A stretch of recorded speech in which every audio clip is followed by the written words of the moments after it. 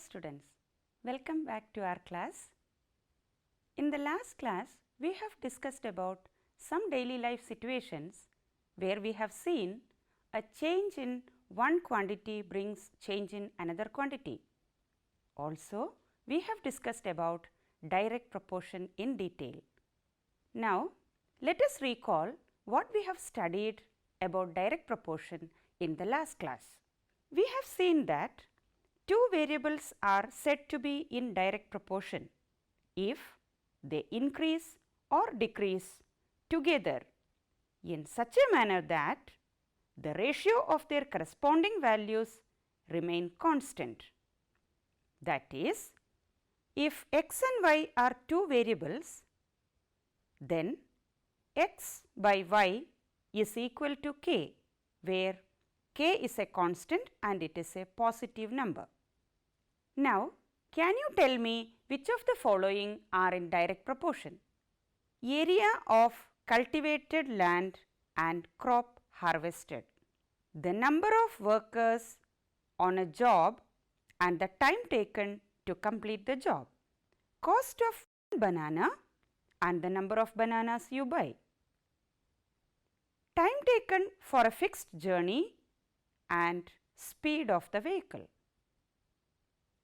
height of the pole and the length of its shadow. Observe this carefully. Yes, you are right. Examples 1, 3 and 5 are in direct proportion. Then, what about examples 2 and 4? Let us see. In these two situations also, you can see that a change in one quantity is bringing out change in the other. But here, when one quantity increases, the other quantity decreases. Okay, in today's class, let us discuss more about such situations. Now, let us move on to the first situation. Situation 1. 6 builders can build 10 houses in 30 months. How long would it take for 18 builders to build the same number of houses? Here, will they take more time or less? Let us put it in a tabular form and check. Yes, from the tabular column, we can see that when 6 builders are building 10 houses in 30 months, definitely 18 builders can build the same number of houses, that is 10 houses in lesser time. That is, when we have more persons to work, we can do the work faster. Now, look at this situation.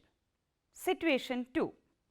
6 pipes take 30 minutes to water the field. How much time will it take to water the field with 3 pipes? Again, let us put it into a tabular form. Here, will it take more time or less? Yes, you are right. When we have 3 pipes instead of 6, the time taken to finish the work will be more. Dear students, in our daily life, we can see many such situations where increase in one quantity brings a decrease in the other quantity, or a decrease in one quantity brings an increase in the other quantity. Can you list some more such situations? Let us see. Here are some more examples. Speed of the vehicle and time taken to cover the same distance. Number of pages you read in a book and the number of pages left to read in the same book. Next one, number of workers and time taken to complete the same work. Here is an activity for you. Do it yourself. Write 5 more such examples or situations where one quantity increases and the other quantity decreases. Now, let us see how we can find out the missing information in the examples that we have seen previously. To do this, we have to learn about another concept of variation, that is inverse proportion. So, today let us learn about inverse proportion. Look at this situation given here. Arun wants to go to his friend's home. He tries different modes of travel: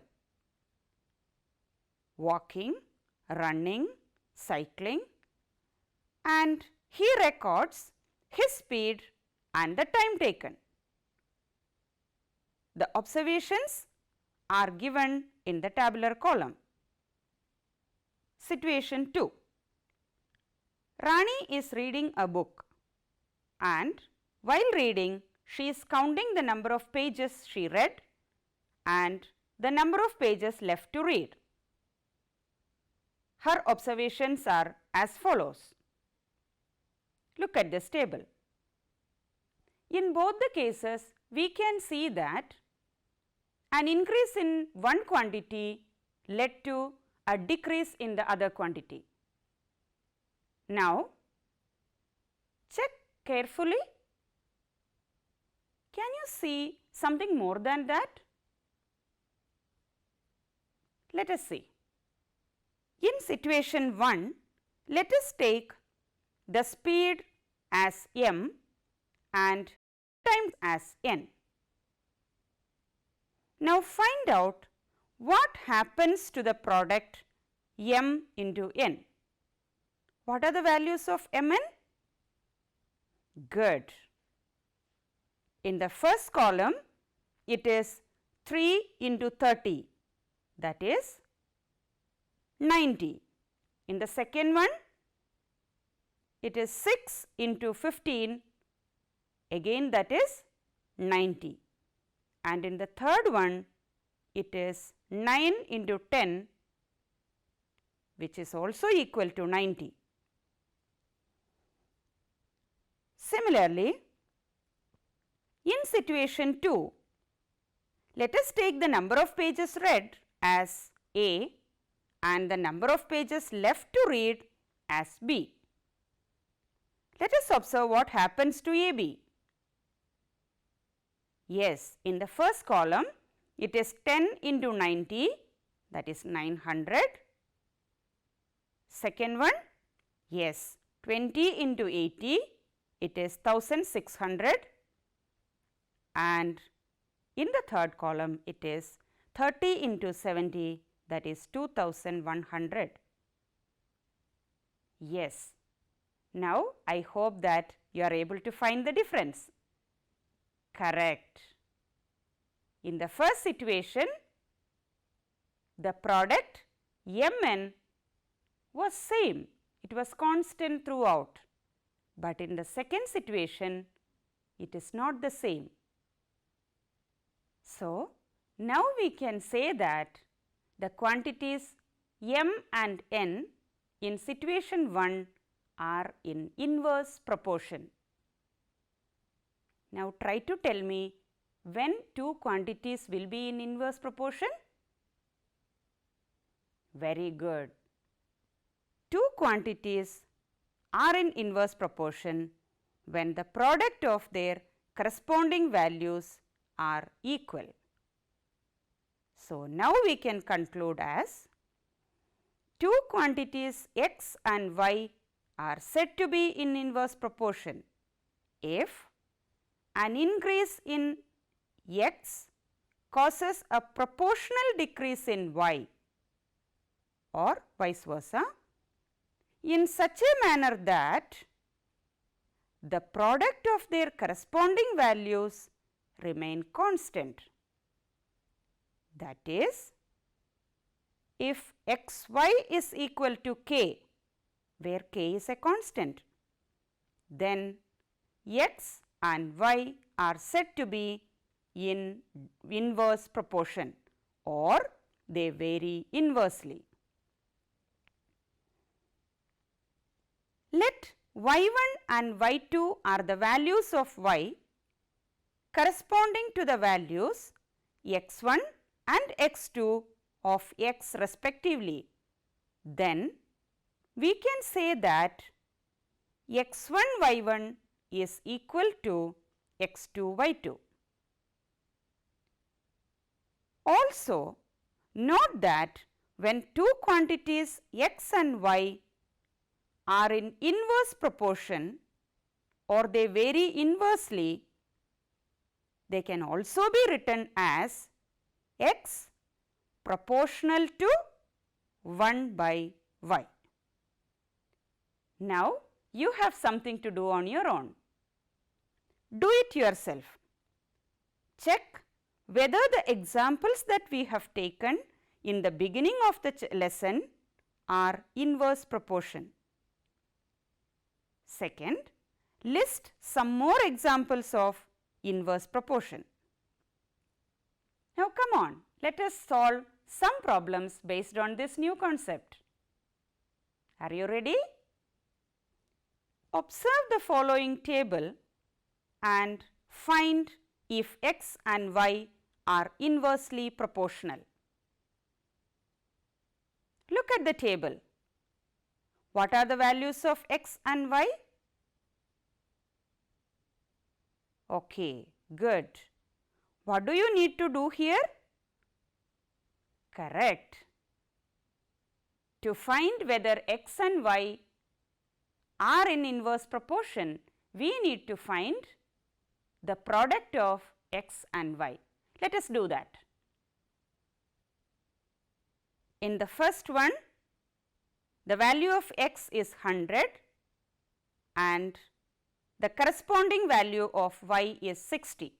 So, the product x y is equal to 100 into 60, which is equal to 6000. In the same way, let us calculate the remaining. In the second one, x y is equal to 200 into 30, which is again equal to 6000. Next, 300 into 20, which is also equal to 6000. And the last one, 400 into 15, which is again equal to 6000. Very good. So, the value of x y is 6000 in all the cases, that is, it is a constant. So, now we can say that the variables x and y are inversely proportional. Now, try to do the following on your own. Two tables are given for you. Find out whether x and y in each of those situations are in inverse proportion. Now, let us move on to some daily life situations where we can solve the problems using the concept of inverse proportion. Let us start. Example 1. 6 pipes are required to fill a tank in 1 hour 20 minutes. How long will it take if only 5 pipes of the same type are used?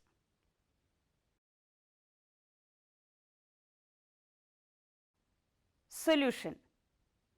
Let us construct a table with the given information. The number of pipes used is taken as x and the time in minutes is taken as y. When we have used 6 pipes, the time in minutes is 80. That is, in the question it is given as 1 hour 20 minutes, which is converted into minutes. How do you convert hours into minutes?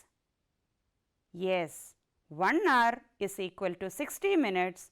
So, 1 hour 20 minutes is equal to 60 plus 20, that is 80 minutes. Now, we have to find out the time taken when we use 5 pipes. Very good. Now, you started thinking, less the number of pipes, more the time required to fill the tank. It is clearly a case of inverse proportion.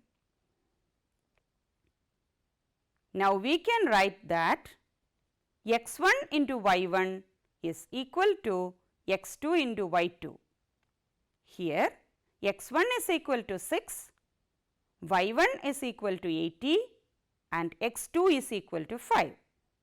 We need to find y2. Therefore, we have 80 into 6 is equal to 5 into y2, or 5y2 is equal to 480, which gives y2 is equal to 480 divided by 5, which is equal to 96 minutes.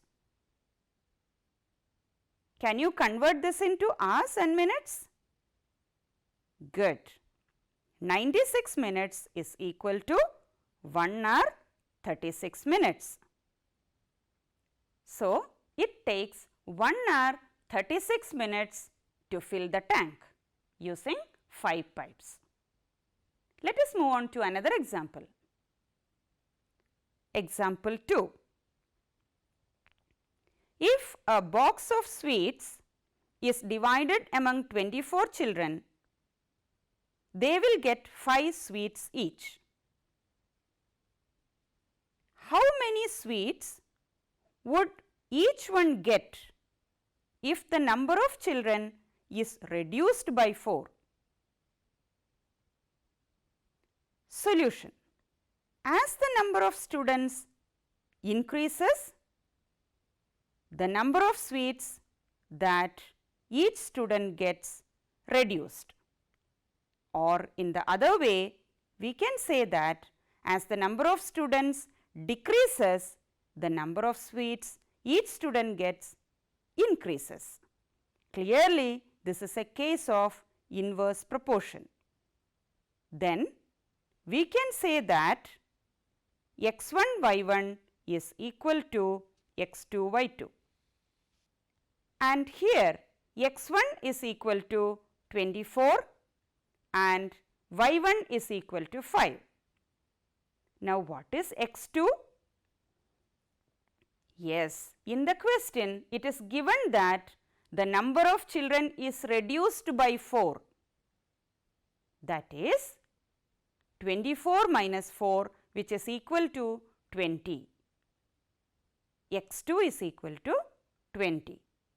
We need to find out y2. Let us move on. 24 into 5 is equal to 20 into y2, which gives 120 is equal to 20 into y2, or 20 y2 is equal to 120 and y2 is equal to 120 divided by 20, which is equal to 6. Hence, each student gets 6 sweets if the number of students are reduced by 4. Dear students, I hope that solving problems based on inverse proportion is easy for you now. Let us recall what all we have discussed today. We have discussed about some situations in which an increase in one quantity led to a decrease in another quantity. We have seen that variables x and y are said to be in inverse proportion if the product x y is equal to k, where k is a constant. Also, we have learned to determine whether the two given quantities are in inverse proportion. Also, we have solved some simple and direct problems on inverse proportion. Here are some problems for you to try on your own. First one, a car takes 2 hours to reach a destination by travelling at the speed of 60 km per hour. How long will it take when the car travels at the speed of 80 km per hour? Next one, a batch of bottles were packed in 25 boxes with 12 bottles in each box. If the same batch is packed using 20 bottles in each box, how many boxes would be filled? Now, I hope that you are clear about the concepts of direct and inverse proportion. You can try to find out many such situations in your daily life where we use these two concepts to solve problems. With this, we complete the chapter Direct and Inverse Proportion. Hope you enjoyed the lesson. Thank you. Have a nice day.